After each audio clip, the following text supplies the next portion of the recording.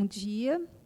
Gostaria de agradecer a presença de todos os convidados que estão aqui presentes e também aqueles que estão assistindo através do nosso canal dos Amigos do MUD. Meu nome é Isabel Chagas, e sou vice-presidente da Associação dos Amigos do MUD, a qual promove o evento de hoje.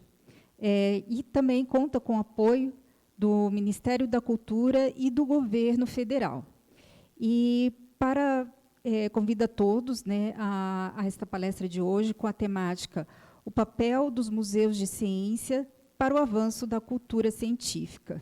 E vou trazer aqui para vocês uma convidada especial também, que o pessoal que nos acompanha no canal dos Amigos do MUD também já conhece, ela que é professora da Universidade Estadual daqui de Maringá, professora Débora Santana.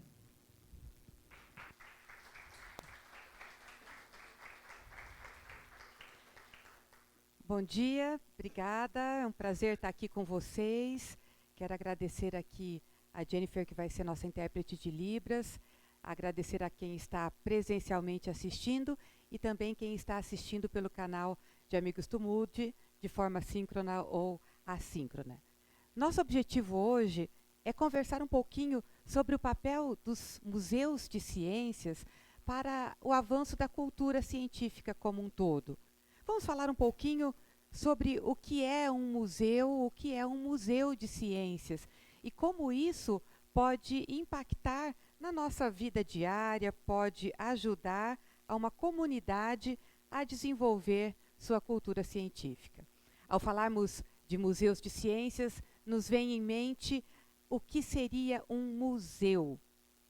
A palavra museu vem de um termo grego que significa Templo das Musas. Essa palavra que significa Templo das Musas, Museion, né, significa um local onde, na mitologia grega, a forma que os gregos tinham de explicar o mundo era um local de reunião, de permanência, de moradia destas musas. Na mitologia grega, existiam 9 musas. E essas musas eram filhas de Zeus, o rei dos deuses, e Mnemosine, a deusa da memória. Essas musas, elas foram criadas a partir de uma necessidade que surgiu no Olimpo, após muitas guerras, muitas vitórias. Os deuses perceberam, né, os heróis, que havia ali uma carência de perpetuar a memória dessas grandes vitórias. E eles não tinham os elementos culturais para isso. E foi solicitado, então, a Zeus que tivesse uma forma de perpetuar esses grandes feitos heróicos. E para isso, Zeus partilhou o leito com Mnemosine, a deusa da memória, e segundo a mitologia, um ano depois, ela deu à luz a 9 musas. Imagine, né? 9 de uma vez. E essas 9 musas, então, passaram a ser as guardiãs, as preservadoras da memória. Essa ilustração nos dá uma ideia de quem eram essas musas, né? Cada uma com o seu nome específico e com a sua especialidade. Existia ali a deusa da eloquência, da história, dos contos eróticos, da poesia lírica, da dança, da astronomia.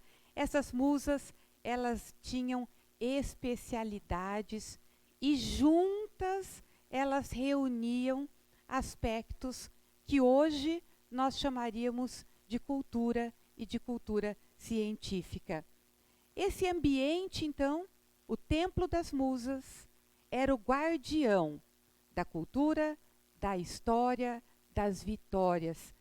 E este termo, que significava o Templo das Musas, perpetuou-se até hoje como o termo museu.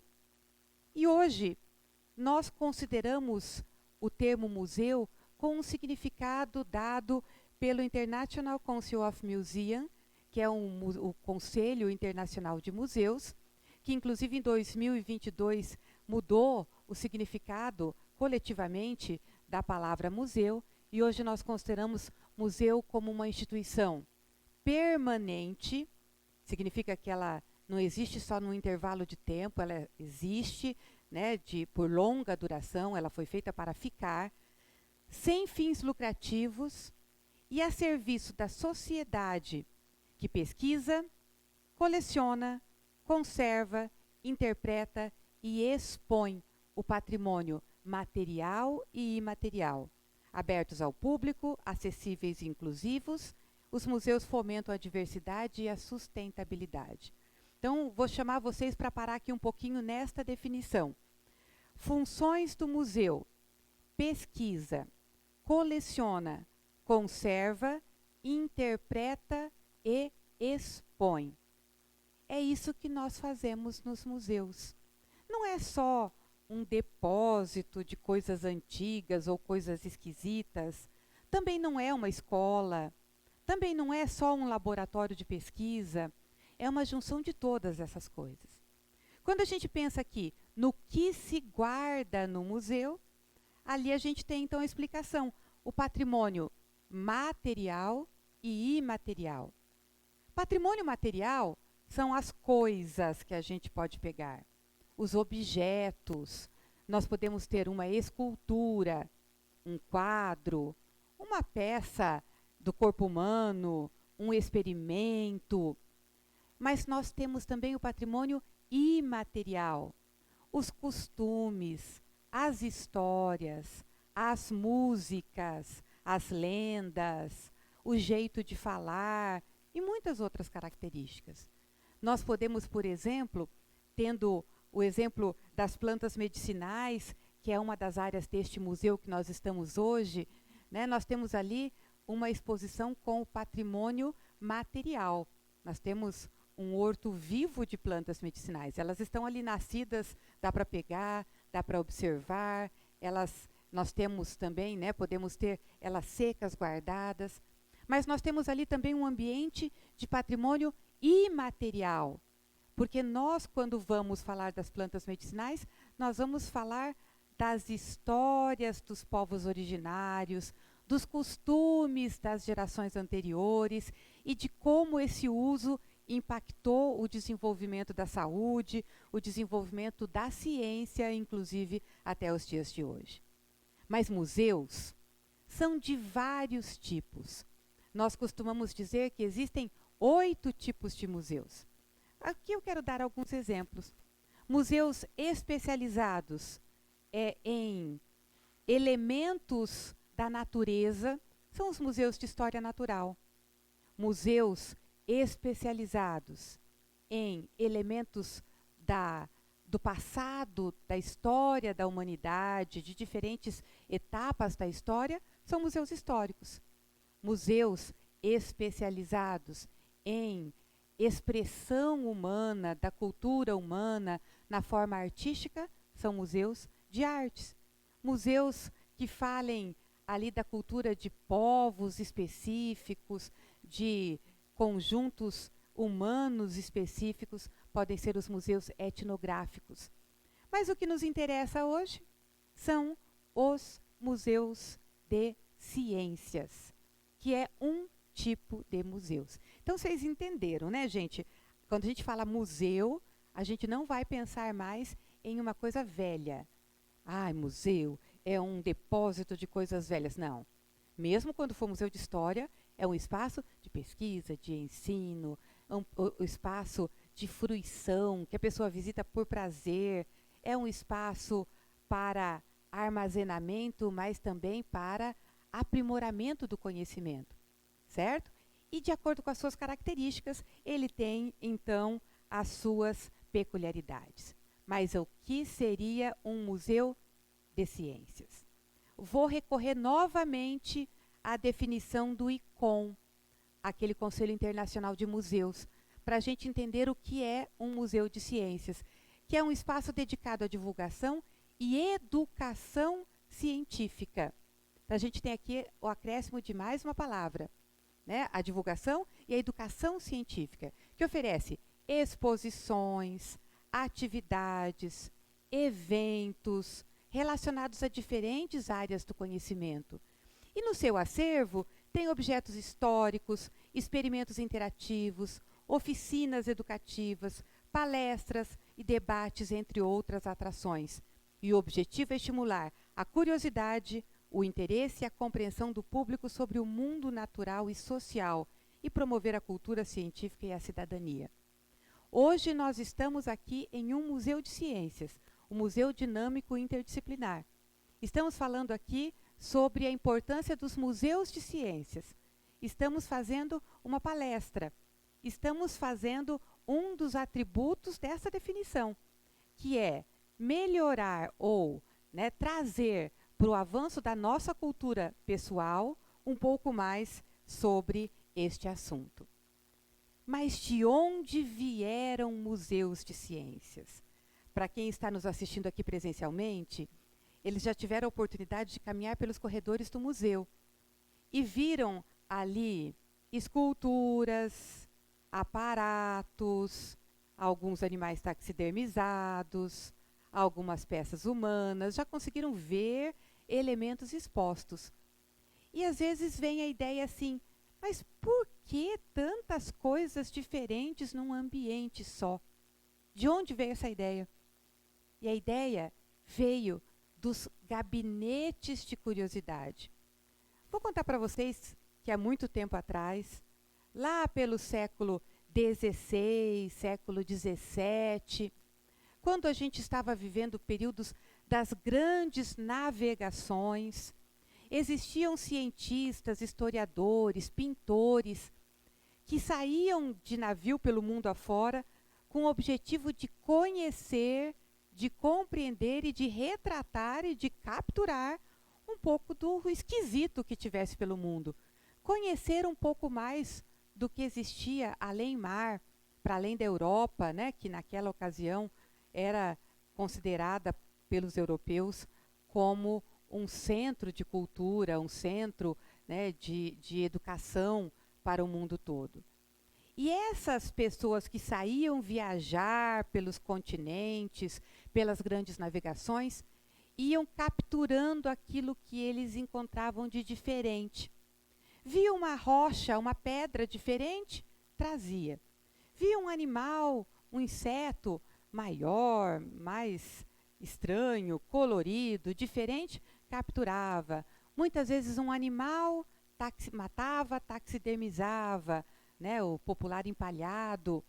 E assim, elementos da vida natural e da cultura de um povo eram capturados e trazidos para os patrocinadores dessas viagens. Pessoas, famílias muito ricas, que tinham uns armários no começo, e estes armários eram como se fosse uma grande cômoda em que eles guardavam ali dentro tudo que era de diferente que foi trazido. Ali tem galho, tem rocha, pena, pintura, crânio, para representar aquilo que ficava guardado no gabinete. E isso virava um elemento de exposição para os amigos. O sujeito bem rico, que era o patrocinador das viagens, convidava amigos para vir jantar em casa. Depois do jantar, olha, vamos lá ver as minhas curiosidades. E abria esses gabinetes e tinham ali coisas diferentes, especialmente do mundo natural. Mas isso foi tomando uma proporção. E dos gabinetes nos armários passaram a ser alas das residências, cômodos inteiros. Aqui é ainda uma fotografia de um gabinete da Escandinávia, que até hoje mantém a sua estrutura. Aqui uma ilustração mostrando uma réplica de um gabinete em um corredor. E a gente vê, olha só, quadro de borboleta, cabeças de animais, esculturas de seres humanos, elementos do mundo natural. Estes gabinetes de curiosidade, então, eles começaram a ficar cada vez maiores, cada vez com mais objetos, e começaram a precisar de ajuda profissional para catalogar, para organizar, para poder dar ali um jeito de organização, de coleção para aquilo que eram apenas curiosidade. Esses gabinetes, ali durante o Renascimento, passaram então por essa fase de transformação de um simples depósito de coisas esquisitas para coleções pessoais e familiares. Só que essas coisas passaram a não caber mais nas residências. Às vezes, aquele sujeito que era o colecionador morria e a família já não tinha mais aquele desejo de manter aquele conjunto de objetos. E isso fez com que estes grandes gabinetes fossem doados e transformados em museus. Então, os primeiros museus de ciências foram museus de história natural. História natural são museus que relatam por objetos, elementos da fauna, da flora, animais de diferentes tipos, rochas, minerais, solos, elementos do mundo natural. E estes primeiros museus de ciência natural foram fundados a partir da doação dos gabinetes de curiosidade. Ali que no século XVIII e XIX, começaram a ser transformados em museus. Então daí vem os museus de ciências, começando com museus de história natural, como o Museu de História Natural de Londres, que lá em 1881 foi fundado a partir da doação de gabinetes de diferentes doadores, pessoas que tinham essa prática de guardar em casa essas coleções. Até hoje, o Museu de História Natural de Londres é um museu que serve à pesquisa. Não sei se vocês já ouviram falar assim, de vez em quando vem uma notícia assim. Lá na universidade, aqui na UE inclusive, foi descoberto uma nova espécie de mosca. Isso ainda acontece, principalmente aqui na região tropical, subtropical, que tem uma diversidade biológica tão grande. Para ter certeza que aquela mosca é uma nova espécie, essa mosca, um exemplar dela, é mandado lá para o Museu de História Natural de Londres ou de Paris, que tem as maiores coleções, é comparado com todos os que já tem lá, para ter certeza de que não é repetido. E a partir dali é reconhecido como uma nova espécie. Então, estes museus até hoje servem como coleção, mas também como visita e como pesquisa. São o que nós chamamos de primeira geração de museus de ciências, que começou nos gabinetes de curiosidade do século XVI e foi até o século XIX, que ainda existem como museus de história natural e que podem ser encontrados em muitos países, como eu mostrei da Inglaterra, ou aqui também a gente já introduzindo o Museu de Paris. Os museus de ciências, no entanto, passaram para uma segunda geração. Essa segunda geração veio com a Revolução Industrial. Vejam, com a Revolução Industrial, a atenção saiu apenas do mundo natural e a atenção passou para as máquinas também, para as engrenagens, para os motores, para aquilo que começava a ser agora tecnológico. E assim a gente tem a segunda geração de museus de ciências, que são museus que trazem, que somam ao que já existia, a tecnologia, a presença de máquinas, de experimentos relacionados à física, à química, à matemática, à astronomia. Não só mais os aparatos para a gente observar uma peça, mas também os aparatos funcionando, ou para entendermos por dentro como eles funcionam. Um exemplo disso, é o Palácio da Descoberta em Paris, que em 1937, depois de uma grande exposição mundial, teve esta origem e até hoje funciona. Esta segunda geração de museus do século XIX ao século XX, passou a ser, então, uma vitrine dos avanços tecnológicos e influenciou muito a forma de interação com o visitante.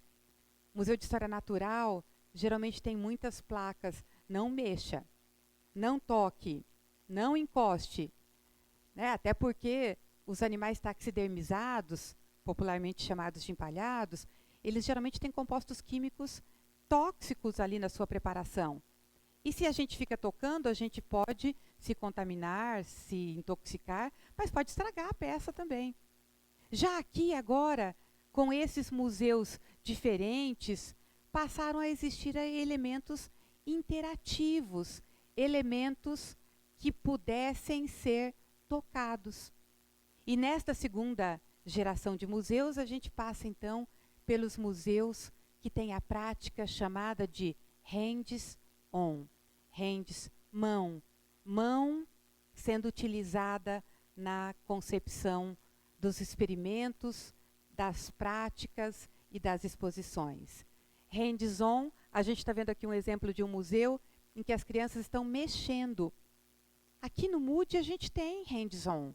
Existem, por exemplo, nos jogos matemáticos, você mexe, você joga com as suas mãos. Existe lá no ambiente da física, na experimentoteca e ludoteca da física, jogos que você, elementos, aparatos, experimentos que você interage, coloca as mãos. E essa passou a ser a característica da segunda geração de museus, por acreditar que quando temos hands-on, teríamos um maior envolvimento do ser humano e um maior aproveitamento da visita, porque afinal de contas todo mundo quer mexer um pouquinho. Bem, nem sempre isso resultou no maior envolvimento. Muitos museus investiram tanto em aparatos para apertar botões que o visitante tinha apenas o desejo de apertar botões e não de prestar atenção no conceito, no que aquilo significava, no que aquilo poderia representar. E aí a gente vem para a terceira geração de museus de ciências. Os museus de ciências que saem daquela preocupação única de hands-on, de poder mexer, para uma preocupação educacional, melhorando aqui o ensino, a compreensão das ciências, melhorando a cultura científica, promovendo não só a possibilidade de mexer em um aparato, mas possibilitando também a interpretação, a reflexão e o pensamento a respeito daquilo que a gente está vendo. Então, por exemplo, nós passamos dos museus hands-on para os museus mentalmente interativos, chamados minds-on, e também os museus culturalmente interativos, que envolvem a emoção da pessoa, e por isso chamado hearts-on, de coração, né, ligado, de coração ativo. O pai desse conceito de hands-on, minds-on e hearts-on foi o Vasenberg, que foi o mentor, né, o curador de um museu em Barcelona chamado a Casa da Biodiversidade, a Caixa da Biodiversidade, desculpe, e que eu tive a oportunidade de visitar o ano passado, que estou ali posando numa foto junto com célebres cientistas, né, que ficam ali para a gente conhecê-los também mais de perto. Então, a interatividade na terceira geração de museus de ciências sai de apenas uma ideia de mexer e apertar botões, passando para uma ideia de minds-on, mente ligada, de preocupação, de observação, de raciocínio. Quando vocês saírem dessa sala de palestra e vocês virarem à direita, vocês vão ver ali um gráfico de acrílico tridimensional, um gráfico. E ali vou convidar vocês a depois fazer essa prática. Quem está assistindo online precisará virar o Moodle para conhecer esse aparato e refletir. Ali estão expostos, representados visualmente, o número de espécies que existe no planeta. Animais, vegetais, de micro-organismos e de insetos. Quando você chega e olha para aquele gráfico, não é algo que você só observa, você precisa refletir. Qual será o papel dos insetos no nosso mundo para termos, já vou dar um spoiler, tantas espécies de insetos que são mais que o dobro que a somatória das outras espécies todas. Então, existe um convite à reflexão. E quando a gente traz o convite à reflexão, a gente traz o convite ao envolvimento. E esta é uma imagem do Museu do Amanhã, que é um museu do Rio de Janeiro, mas poderia ser aqui do Moodle, que traz para a reflexão o contexto social, o contexto emocional, para além do contexto só científico. Então, quando nós observamos, e muitas vezes com a mediação humana dos monitores, dos mediadores que nos auxiliam, nós vamos passar por uma outra etapa, a etapa de refletir. Bem, será, falando dos insetos, que o número de espécies de insetos está reduzindo? Será que está... O que vocês acham, gente? Está reduzindo? Eu vou dar um exemplo. Quando vocês eram crianças, ou quando eu era criança, e a gente saía de carro, dirigindo por uma estrada, eu estou no interior do Paraná, agora, né, com vocês, a gente tinha que parar o carro para limpar o vidro do carro, de tanto inseto morto que tinha batido no vidro do carro. Hoje, é capaz que você viaja horas e pouquíssimos insetos bateram no vidro do carro. Isso é uma observação muito simples. Mas a gente pode fazer um envolvimento social, uma interpretação, um mind on e um heart on sobre isso. O que isso significa? Será que na nossa região, que é um polo agrícola, a utilização de compostos para controle de pragas pode estar reduzindo as espécies dos insetos? Qual será o impacto disso perante a biodiversidade, diante dos elementos de interação natural entre as espécies, na polinização, nos serviços, né, enfim, em outras áreas que os insetos são importantes. Então, a terceira geração de museus, ela parte deste envolvimento humano como um todo. No Brasil, o primeiro museu de ciências foi o Museu Nacional. O primeiro museu de ciências foi um museu de história natural. Este museu de ciências, que ocupa um prédio histórico, ele, lamentavelmente, ele queimou. Teve um incêndio e ele está em processo de restauro bastante lento. Esse prédio principal foi queimado. Existe lá uma estrutura que será restaurada, né? Esperamos que sejam restauradas, mas desde lá da vinda, né, de Dom João VI, em 1818, logo depois da chegada da família real em 1808, foi criado ali, 10 anos depois, um museu histórico natural, um museu que reunisse elementos da natureza do Brasil e do mundo como um exemplo de museu de ciências. Hoje o Brasil tem muitos museus de ciências, mais de 250, e eles ficam reunidos em guias que têm um endereço, estão disponíveis na internet, o endereço, a natureza, os horários de funcionamento desses museus. eles também estão reunidos em uma associação, a Associação Brasileira de Centros e Museus de Ciências, que reúne museus de ciências do Brasil todo, também existe um outro da América Latina e do Caribe, e que você pode falar assim: vou viajar para São Paulo, quero aproveitar e visitar um museu de ciências, ir até o site e procurar o endereço, os horários de funcionamento e visitar o Museu de Ciências.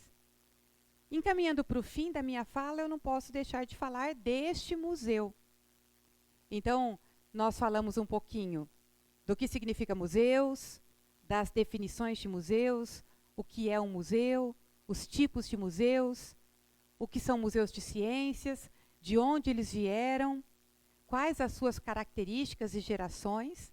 E nós chegamos aqui, portanto, no Museu Dinâmico Interdisciplinar, que é o MUDI, a sigla é MUDI, e que é onde hoje nós estamos, e que é no canal da Associação de Amigos do MUDI que vocês estão assistindo, para quem está assistindo online essa palestra, ou assistirá posteriormente de forma assíncrona. Estamos localizados no campus da Universidade Estadual de Maringá. Somos um museu de ciências interdisciplinar, porque aqui envolvemos diferentes assuntos.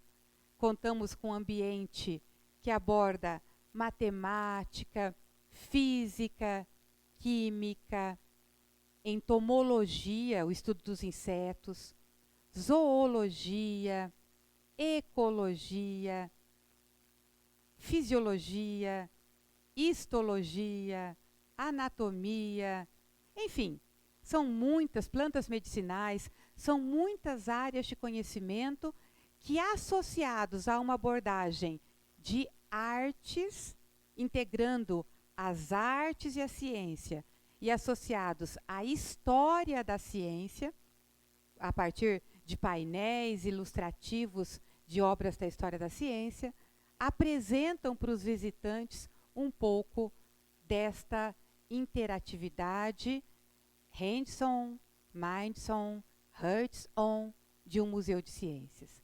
Aqui nós temos o exemplo de um jogo da matemática, em que o visitante tem a oportunidade de aprender de forma lúdica, aprender brincando, aprender jogando. Temos aqui o exemplo do Caleidocine, que é um espaço de projeção de exposições virtuais, mas que tem ali todos os elementos da física envolvidos para representar as múltiplas imagens que se formam, e também da história da ciência, porque representou as primeiras formas de projeção de filmes da história da humanidade. Vemos ali o ambiente de anatomia humana, um ambiente, né, de ecologia, e os visitantes mediados pelos nossos mediadores, conhecendo um pouco mais. Temos, além das plantas medicinais, como elementos vivos de exposição, também as nossas famosas baratas de Madagascar, que estão aqui para sensibilizar o visitante sobre a importância dos insetos na natureza, né? E aqui a interatividade acontece tudo junto, né, gente? Quando vocês saírem e tiverem a oportunidade de estar com uma na mão, vai ser hands-on, minds-on, hearts-on, talvez pânico-on, né? Vai ser ali uma interatividade total. Ambientes, esqueci de falar da paleontologia, né? Que também estão ali expostos, interatividades com equipamentos, caracterizando um pouco de cada uma das fases dos museus de ciências. Nossos ambientes recebem estudantes da educação básica, do ensino superior, da pós-graduação, grupos não escolares, famílias, visitas espontâneas que venham sozinhos. Estamos abertos a receber visitantes em todos os períodos e são sempre muito bem-vindos. Espero que vocês gostem da visita ao Museu Dinâmico Interdisciplinar. Espero que quem está nos assistindo possa um dia estar presencialmente aqui no campus da Universidade Estadual de Maringá. Mas se você não pode estar presencialmente, temos o nosso site e o nosso Instagram, que dá para acompanhar parte das atividades.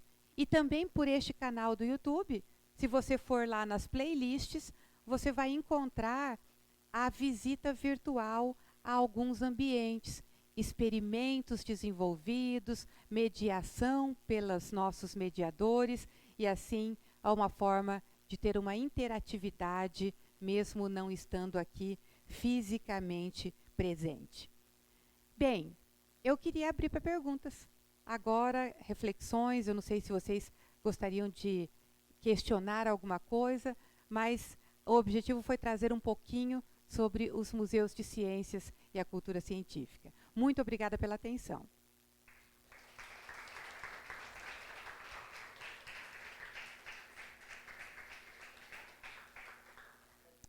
Alguém gostaria de perguntar alguma coisa? Povo tímido? Quero dizer para quem é estudante, tanto que está aqui quanto que está assistindo, nós aceitamos voluntários, mediadores estagiários, estágios de férias, estágios de curso, de final de curso, em todas as áreas do conhecimento. A gente conta a cada ano, em média, com 80 mediadores de diferentes cursos de graduação e de pós-graduação, e voluntários que não são estudantes. Então, este é um museu, como está lá na definição, sem fins lucrativos, né? E é um museu que é mantido a partir da ação de voluntários, a partir do apoio da Associação de Amigos do MUD, do apoio da universidade também, do governo do estado, mas a Associação de Amigos do MUD tem um papel primordial na nossa manutenção. E este canal, né, que é mantido também pela associação, nos ajuda a chegar mais longe a um público maior de pessoas. Falar? Muito bem, gente. Então, vamos para a parte prática, que é visitar o museu. Quem está aqui vai visitar, e quem não está, aproveite para assistir os vídeos das visitas dos museus. Muito obrigada, uma boa visita a todos.